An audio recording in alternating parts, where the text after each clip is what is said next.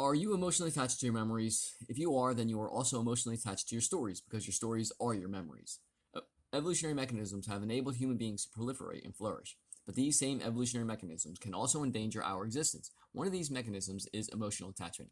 And emotional attachment is a sense of connection and affection you may feel for people you are close to. Think partners, families, clans, cliques, gangs, and tribes. But emotional attachments go much further than people. Emotional attachment to objects. Think pacifiers, blinkies, wubies, stuffed animals, lucky socks, favorite earrings, and Eleanor, your car. Emotional attachment to memories of experiences. Think your first kiss, your greatest achievement, your worst experience. Emotional attachment to identities. Think I'm a son, a trustworthy husband, a master carpenter. Emotional attachment to stories. Think the fish was this big, or a Quran, or a Bible. Memories and stories increase our emotional attachment to our partners, to our families, to our groups, to our clans, to our cliques, to our gangs, and to our tribes. Emotional attachments can override other evolutionary mechanisms, such as our survival mechanisms, as well as our human intelligence, rational thinking, and morals. Think a human running into a burning building to save something, another human being, a pet, or a picture, or even a document. Emotional attachments become a problem when it prevents human beings from incorporating new information into our memories and stories.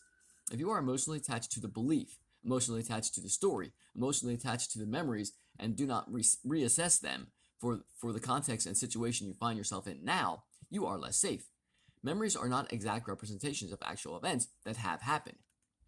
If you are emotionally attached to that story, that memory, you will not be open to the reality of the situation you find yourself in now. Our modern understanding of memory is that memories are for learning and making predictions, not for dwelling on. Memory is for keeping you safe now and here, healthy now and here, in reality. Memories are not for keeping us stuck in yesterday, in shoulda, coulda, woulda, and regrets. It is this emotional attachment to our stories that is the cause of the majority of the unnecessary mental suffering. Emotional attachment overriding our intelligence, rational thinking, and morals can also be expressed as intellectual dishonesty when we cannot admit we were wrong, when we cannot apologize, when we cannot open up and be vulnerable with our fellow human beings. The cause is probably an emotional attachment to an identity. Think, I'm a manly man. Or an emotional attachment to a memory. Think, I never said that.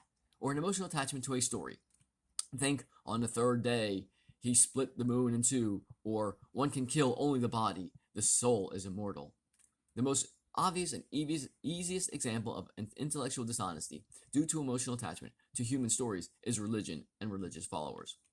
When our modern understanding of reality, the universe, chemistry, physics, mathematics, and human brains is applied to religious followers' stories, the result is emotional attachment expressed as intellectual dishonesty.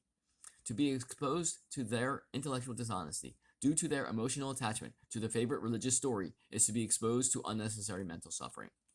Having self-respect to call out these intellectually dishonest, emotionally attached to their religious stories fellow human beings and point out they are causing unnecessary mental suffering for their fellow human beings, you and I, you and me, and themselves. Remember, the evolutionary mechanism of emotional attachment enabled our species to prosper and thrive on this planet.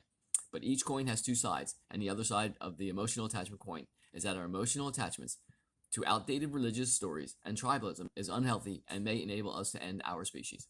Think about it. Bye.